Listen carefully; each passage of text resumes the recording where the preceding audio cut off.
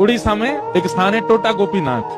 कौन से? तो वहां के जो पुजारी जी थे वो सेवा करते करते उनकी कमर झुक गई, और जैसी कमर झुकी तो अब वो ठाकुर जी को चंदन लगाते तो माथे की जगह नाक पे लग जाता, आंख पे लग जाता, गाल पे लग जाता, होठ पे लग जाता।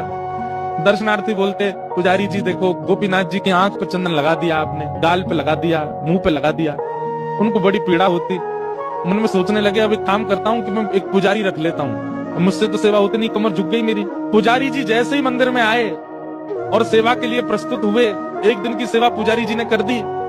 रात्रि में मंदिर जैसे ही बंद हुआ तो महाराज पूर्व के जो पुजारी जिनकी कमर झुके उनके स्वप्न में श्री ठाकुर जी गए, और ठाकुर जी जाके बोले देखो मुझे आपसे ही सेवा चाहिए, ये क्यों कोई और मेरा स्पर्श नहीं करेगा, आप ही चंदन घिसो, आप ही पोशाक पहनाओ, आप ही श्रृंगार करो। ठाकुर जी तो मुझे बहुत प्रसन्नता है कि आपको मुझसे सेवा चाहिए, पर मैं तो बीमार हो गया, मेरी कमर झुक गई, अब कैसे चंदन लगाऊं आपको। ठाकुर जी बोले हमें नहीं पता, हमें आपसे ही सेवा चाहिए, कल सुबह पुजारी नहीं आना चाहिए, आप ही आओगे सेवा में।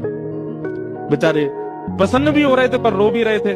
प्रसन्न इसलिए हो रहे थे, बताओ ठाकुर जी को मेरे हाथ से सेवा चाहिए, रो इसलिए रहे थे कि मैं सेवा कर नहीं पाता। दूसरे दिन स्नान करके मंगला में जैसे ही मंदिर में प्रवेश किया तो क्या देखा, तो जैसे हम बैठे हैं सुख आसन में, ठाकुर जी नीचे ही बैठ गए, बोले लो हम भी बैठ गए, अब करो हमारी सेवा। तो उनका नाम पड़ गया टोटा गोपीनाथ। पर एक टोटा गोपीनाथ जब बैठे हुए ठाकुर जी,